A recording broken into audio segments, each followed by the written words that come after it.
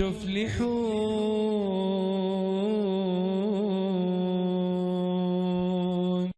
আমার নাম আরিয়ান পুত্র কুমার নারায়ণ সিং কোন্তে, দিল্লি থেকে এসেছি। আমি ভালো ইংরেজি বলতে পারি না, এজন্য আমি দুঃখিত। স্যার, আমি জিজ্ঞেস করতে চাই যে ভগবানের বানানো নিয়মে কি পরিবর্তন হতে থাকে? আমি এজন্য জিজ্ঞেস করছি যে ইসলাম ধর্মে বলা হয় যে মানুষের কখনো পুনর্জন্ম হয় না, আর শ্রীমদ্ ভগবত গীতাতে শ্রীকৃষ্ণ অর্জুনকে বলেছিলেন, হে পৃথিবীর মানুষ, যার মানে সবাই কয়েকবার জন্ম নেয়। হয়তো তোমার জানা নেই যে আমার কয়েকবার জন্ম হয়ে গেছে। আমি প্রথমে গীতাতে যে জ্ঞান দিয়েছিলাম তা প্রথমে মানুষকে দিয়েছিলাম, যাকে আপনারা সবাই নূহ আলাইহিস সালাম হিসেবে চিনে থাকেন। আবার পরের বার বলছে যে আমি সূর্যদেবকে এই জ্ঞান দিয়েছিলাম, এখন আমি আপনাকে এটা দিচ্ছি। তাহলে স্যার, আপনি কি বলতে পারেন যে মানুষের কি পুনর্জন্ম হয় নাকি হয় না? সময়ের সাথে সাথে কি ভগবানের দেওয়া নিয়মের কোনো পরিবর্তন হয় কিনা আমি জানতে চাই। ভাই দুটো প্রশ্ন করলেন। প্রথম প্রশ্ন হচ্ছে সর্বশক্তিমান ঈশ্বরের আইন এবং শিক্ষার মধ্যে কোনো পরিবর্তন করা যায় কিনা, পরিবর্তন হতে পারে কিনা। আর দ্বিতীয় প্রশ্ন, একজন মানুষ দ্বিতীয়বার জন্মাবে কিনা, পুনর্জন্ম হবে কিনা। আর একটা উদ্ধৃতি দিলেন গীতা থেকে, এটা দিয়ে পরে বলবো। এবার আসুন আপনার প্রথম প্রশ্নে, ঈশ্বরের বিধান পরিবর্তন হয় কিনা। যদি ঈশ্বরের বিধানটা সময় সংশ্লিষ্ট হয়ে থাকে, যদি সেটা নির্দিষ্ট একটা গোত্রের মানুষের জন্য হয়, নির্দিষ্ট সময়ের জন্য হয়, তবে এটা পরিবর্তন হয়। যেমন ধরেন, আমি আলোচনায় বলেছি তাওরাত, জাবুর, ইনজিল সবগুলো সর্বশক্তিমান ঈশ্বর প্রেরিত, তবে সেগুলো ছিল একটা নির্দিষ্ট গোত্রের লোকদের জন্য, একটা নির্দিষ্ট সময়ের জন্য।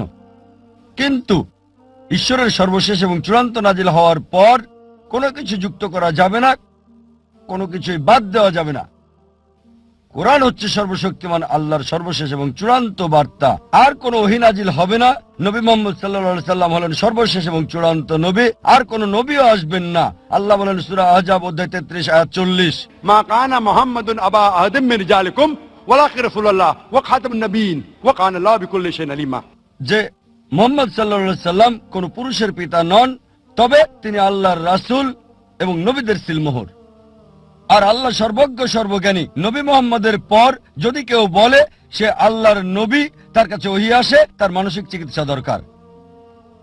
নবী মুহাম্মদ সর্বশেষ এবং চূড়ান্ত নবী। কোরআনের পর আর কোনো ওহী আসবে না, এ কথা কোরআন স্পষ্ট বলছে সূরা মাইদা অধ্যায় 5 আয়াত 3। আজ তোমাদের জন্য আমার দিনকে পূর্ণ করলাম এবং জীবন বিধান হিসেবে দিলাম ইসলাম, আর আমার অনুগ্রহ পূর্ণ করলাম। যখন ধর্ম পরিপূর্ণ করা হয়েছে তখন নতুন কোনো কিছু যুক্ত করা যাবে না, কিছু বাদও দেওয়া যাবে না। আপনার প্রশ্নে হ্যাঁ, পুরাতন ওহী পরিবর্তন হতে পারে, তবে মূল বার্তা প্রথম ওহী থেকে শেষ ওহী পর্যন্ত তাওহীদ সম্পর্কে, আল্লাহর একত্ববাদ সম্পর্কে এক। তাই সব গ্রন্থই যেগুলো কোরআনের আগে এসেছে সেগুলো আসল রূপে আর নেই। মানুষ সেগুলোকে পরিবর্তন করে দিয়েছে, কারণ সেগুলো সর্বকালের জন্য নয় এবং আল্লাহ সেগুলো সংরক্ষণ করার প্রয়োজন মনে করেননি। এবার যদি কোরআনের ব্যাপারে বলেন, আল্লাহ বলেছেন সূরা হিজর অধ্যায় 15 আয়াত 9, আমি কোরআন নাজিল করেছি, আমি এর সংরক্ষণকারী। এই কোরআনকে যদি সমগ্র মানব জাতি পরিবর্তন করার চেষ্টা করে, তারা তা পারবে না। সমগ্র মানব জাতি আর জিন একত্রিত হলেও কোরআনকে পরিবর্তন করতে পারবে না। আর পূর্ববর্তী কিতাবের ব্যাপারে বললে হ্যাঁ, তাহলে তা করতে পারবে, তবে চূড়ান্ত বার্তার ক্ষেত্রে পারবে না। এটা হচ্ছে চূড়ান্ত। এবার আসুন আপনার দ্বিতীয় প্রশ্নে। স্যার, আমার দ্বিতীয় প্রশ্ন ছিল আমার যে মনে আছে আল্লাহর কাছে মনে আছে, আমার যে মনে আছে। তিনজন মানুষ থাকে, তাদের সাথে আমাদের ব্রহ্মা, বিষ্ণু আর মহেশ, এই তিনজনের কাজ আলাদা আলাদা। তার মানে প্রথমে ব্রহ্মা যে প্রাণী যে কাজই করে সে অনুযায়ী তাকে জন্ম মানে আবারও পৃথিবীতে পাঠিয়ে দেয়। দ্বিতীয় কাজটি করে বিষ্ণু। বিষ্ণুজি সবাইকে লালন পালন করে আর তাদের দায়িত্বে থাকে। তৃতীয় যে মহাদেব আছেন, যাকে দেব আদি মহাদেব ডাকা হয়, মানে যাকে শিবশঙ্কর বলা হয়, আর তিনি সবার হিসাব মিলিয়ে দেন। তাহলে কি আপনাদের মানে আল্লাহর কাছে যে তিনজন থাকেন তারাও কি এই একই কাজ করেন? ভাই, ইসমাইল, ইসরাইল প্রশ্ন করলেন, সেটা জি। উত্তর দেব। আগে পুরাতনটার উত্তর দিয়ে নি। জি আপনি পুনর্জন্ম সম্পর্কে জিজ্ঞেস করেছেন, জি এখন সেটার উত্তর চান কি চান না? জি চাই। চান, তাহলে পুনর্জন্ম সম্পর্কে প্রথমে কিছু বলি, তারপর ব্রহ্মা, বিষ্ণু, শিবা নিয়ে বলবো ইনশাআল্লাহ। দুটোর উত্তর দেব। ভাই একটা নতুন প্রশ্ন করলেন, আমি বললাম আগে পুরনোটার উত্তর দেব, তারপর আমি নতুন প্রশ্নের উত্তর দেব। দ্বিতীয় প্রশ্নটা ছিল পুনর্জন্মে বিশ্বাস করি কি না দ্বিতীয় জীবনে। এবার পুনর্জন্মের ব্যাপারে বললে ভগবত গীতা থেকে উদ্ধৃতি দিলেন, তবে বেদ হিন্দু ধর্মের সবচেয়ে পবিত্র গ্রন্থ। বেদ হচ্ছে প্রথম, এগুলো হচ্ছে শ্রুতি, তারপরে আসে হচ্ছে স্মৃতি। মহাভারতের অংশ হলো ভগবত গীতা। যদি ভগবত গীতা বেশি পড়া হয় বেদের চেয়ে, তবে নির্ভরযোগ্যতার ক্ষেত্রে বেদ হচ্ছে উপরে। বেদ পুনর্জন্ম সম্পর্কে বলছে, পুনর্জন্ম মানে পরবর্তী জীবন। আর যদি কোরআন পড়েন, কোরআন এই কথা বলছে। কোরআন বলছে আপনি পৃথিবীতে আসবেন, তারপর মারা যাবেন, আবার পুনরুত্থিত হবেন। পূর্ণ মানে পরবর্তী, জন্ম মানে জীবন, পুনর্জন্ম। কোথাও বেদ বলছে না জীবন মৃত্যু, জীবন মৃত্যু, জীবন মৃত্যু, কোথাও বলছে না এই কথা, কোথাও বলেনি। ভগবত গীতাও এ ব্যাপারে কিছু বলেনি। আপনি যে উদ্ধৃতিটা দিয়েছেন ভগবত গীতা অধ্যায় 4 অনুচ্ছেদ 22, আমি রেফারেন্সটা দিচ্ছি। এটা ভগবত গীতায় উল্লেখ আছে। হিন্দুদের মতে এটা সর্বশক্ত ঈশ্বরের বাণী। তাতে বলা হয়েছে যেহেতু মানুষ কাপড় পরিবর্তন করে, পুরাতন কাপড় ফেলে দেয়, নতুন কাপড় পরিধান করে, একইভাবে আত্মা নতুন দেহের ভেতরে যায়, পুরাতন দেহকে ফেলে দিয়ে নতুন দেহে যায়। আমার কোনো সমস্যা নেই, পৃথিবীতে এই দেহ আছে, যখন মারা যাবেন আপনাকে উঠানো হবে নতুন দেহে, সমস্যা নেই। এটা কোরআনের সাথে মিলছে, বেদের সাথে মিলছে। তবে এই দর্শন যেটা বললেন পুনর্জন্মের ব্যাপারে, সংস্কৃত ভাষায় বলা হয়েছে সংস্কারা,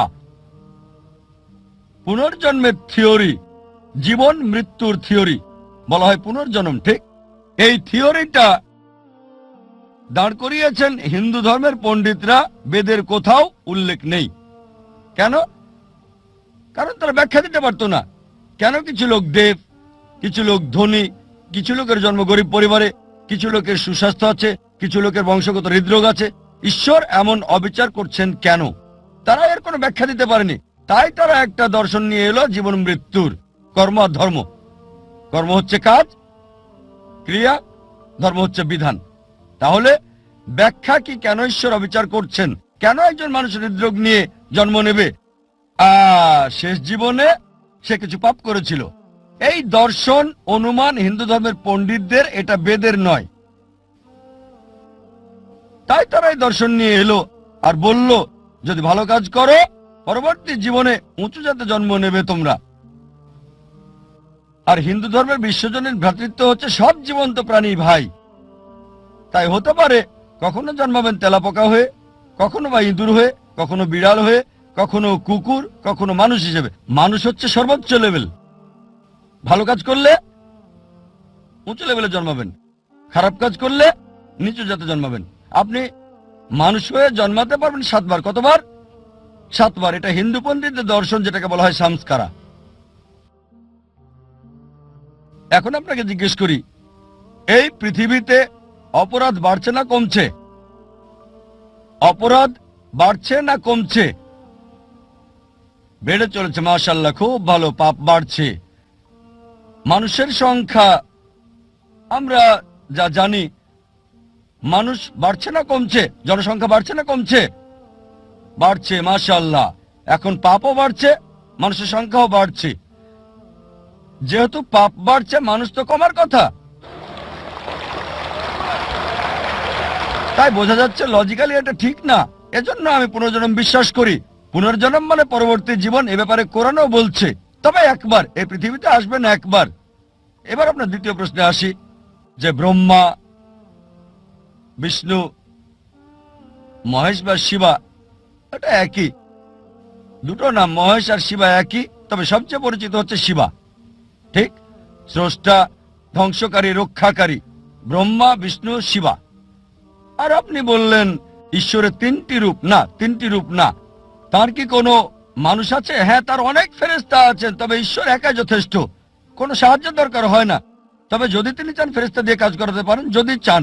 যদি না চান সমস্যা নেই, তিনি শুধু চাইবেন তা হবে। কুন ফায়াকুন, হও আর হয়ে যায়। এবারে হিন্দুদের ব্যাপারে বললে, তারা যা বিশ্বাস করে তা কিছুটা ট্রিনিটির মতো, খ্রিস্টানদের মতো হিন্দুরা বিশ্বাস করে যে সর্বশক্তিমান ঈশ্বর সৃষ্টির জন্য একজন ঈশ্বর ব্রহ্মা, ধ্বংসের জন্য একজন ঈশ্বর শিবা, একজন ঈশ্বর হলেন রক্ষাকারী বিষ্ণু। সুতরাং আলাদা ঈশ্বর সৃষ্টির জন্য, আলাদা ঈশ্বর রক্ষার জন্য, আলাদা ঈশ্বর ধ্বংসের জন্য। কোরআন বলছে সূরা আম্বিয়া অধ্যায় 21 আয়াত 22, এক আল্লাহ ছাড়া যদি একাধিক আল্লাহ থাকতো অবশ্যই তারা ঝগড়া করত। আর কোরআন বলছে সূরা মুমিনুন অধ্যায় 23 আয়াত 91 যে যদি একাধিক ঈশ্বর থাকতো একজন আরেকজনের সাথে যুদ্ধ করত। এজন্য আমরা হিন্দু মিথ থেকে দেখি একজন ঈশ্বর যুদ্ধ করছে আরেকজনের সাথে, একজন ঈশ্বর আরেকজনকে পরাজিত করছে, তৃতীয় জন দ্বিতীয় জনকে সাহায্য করছে। ঈশ্বর কিভাবে যুদ্ধ করে? সুতরাং উত্তম হচ্ছে এক ঈশ্বর, সুপার পাওয়ার একটাই। আর বেদ এটাই বলছে।